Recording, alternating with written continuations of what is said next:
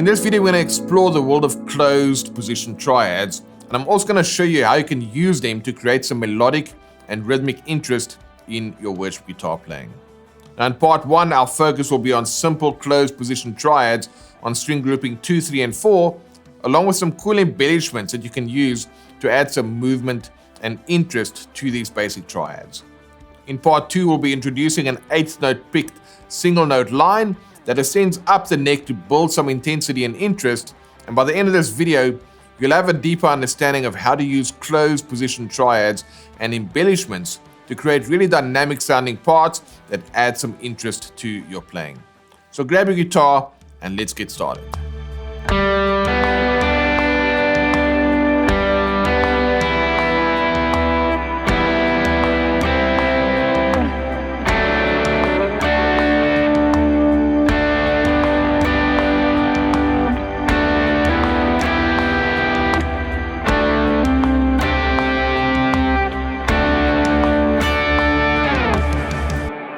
Alright, so let's look at what happened there. The first time around, I just played simple closed position triads, but instead of doing string grouping 1, 2, and 3, like we did in the previous video, now I'm just doing string grouping 5, 4, and 3. So I'm playing a root position, G major, closed triad, with that same rhythm that we used before. 1 E and a 2 E and 3 and a 4 E. Then I went to a second inversion E minor, actually a first inversion E minor, 1 E and a 2 E and. So it's exactly the same with those two notes, it's only the one note that changes, because G and E, they're related. So this is the relative minor of G. Okay, so I have 5, 4, 3, 5, 4, 5, then 1 and 2 and. Now what's happening when I play that same E minor over a C chord, momentarily this is C major 7, 1 and 2 and 3 and 4. That's taking me to the C major triad. 1 and 2 and 3 and 4. Then I played a D first inversion, 1 and 2 and 3 and 4, just to jump up to the second inversion. So those are the first 4 bars, nice and slow. 1 E and a 2 E and 3 and a 4 E and a 1 E and a 2 E and a 3 and a 4 E and a 1 E and a 2 E and 3 and a 4 E and a 1 E and a 2 E and 3 and a 4. Now while I'm there, I did the following. I played a G triad, but before I got to the G triad, I played a D major triad, and then I just hammered on.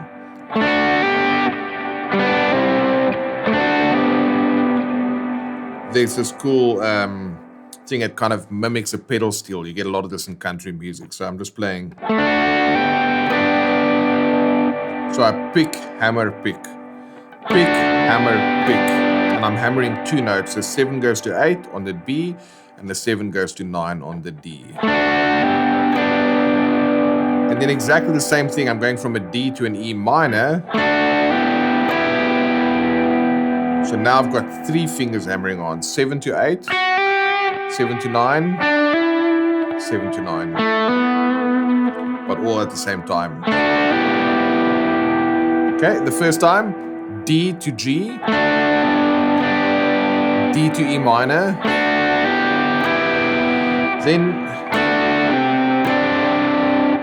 I'm hammering, I'm taking that same idea and I'm developing it over the C, which is D going to what's known as a C sus2, because that'll be a normal C, but then I left that as a D. So instead of just playing a standard C, I did the following.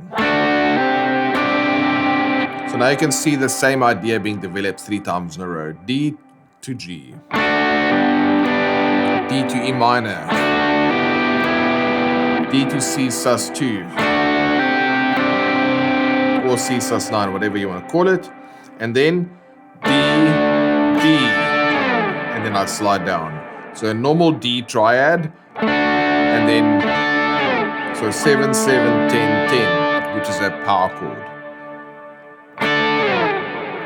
So instead of playing the same thing 3 times in a row, or 4 times in a row, I do it 3 times in a row, similar idea, the 4th time slightly different.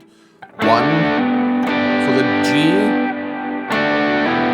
for the E minor, for the C sus 2, D, and then it'll slide it down like that.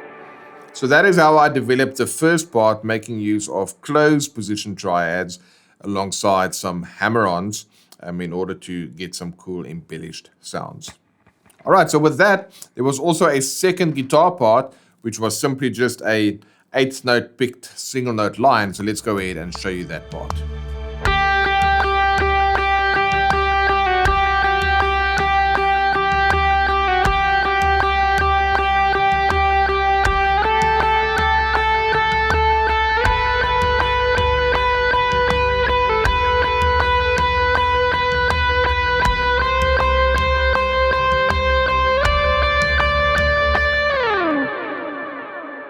All right, so that part is nice and simple. We know that we are playing G as our first chord, so I played the G note that's within the G triad.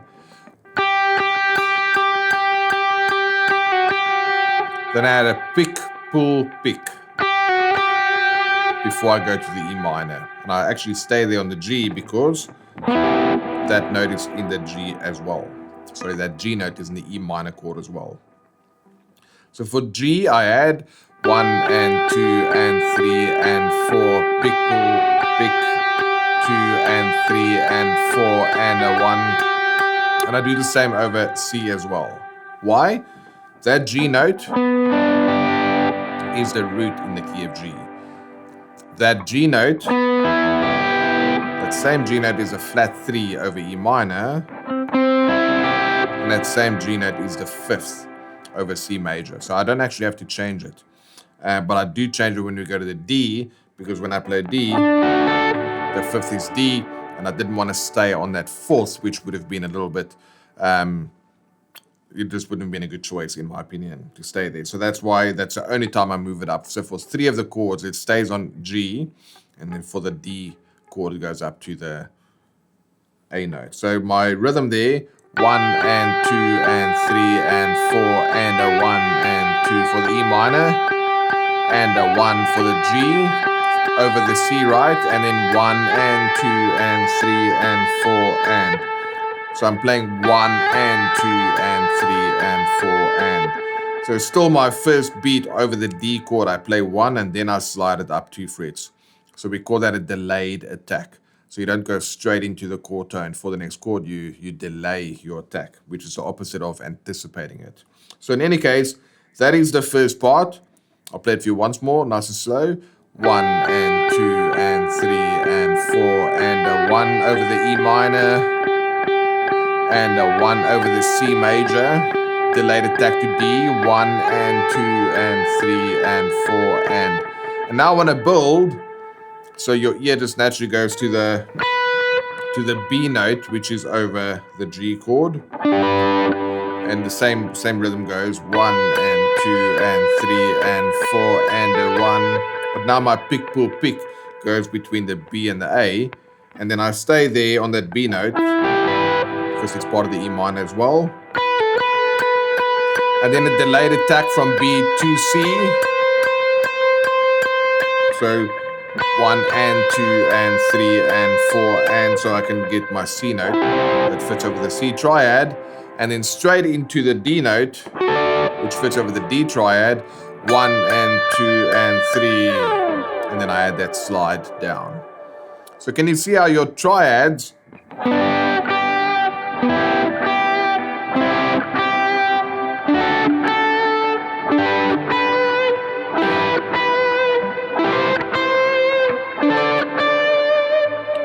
basically show you where you can find these chord tones, and that's another benefit of knowing your triads all over the neck. It literally shows you what notes will go perfectly with those chords, and then you can also embellish them like we've shown you here in many times on this channel. So let's go ahead and play both of those again together so you can see how they complement each other.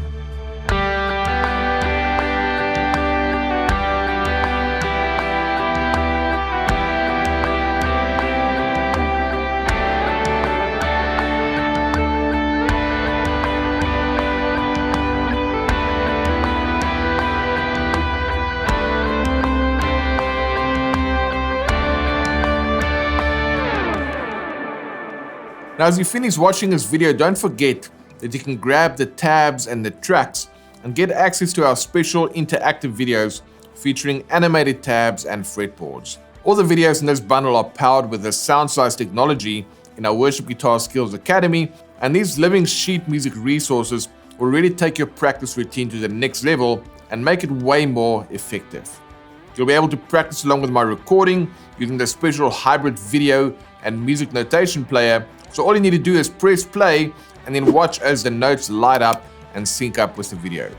This will give you a deeper understanding of all the different concepts and techniques covered in this video. It will really help you to craft killer worship guitar parts with ease. So if you're interested in checking out the tab and track bundle for this specific lesson and also supporting our channel, check out the link in the description for more information.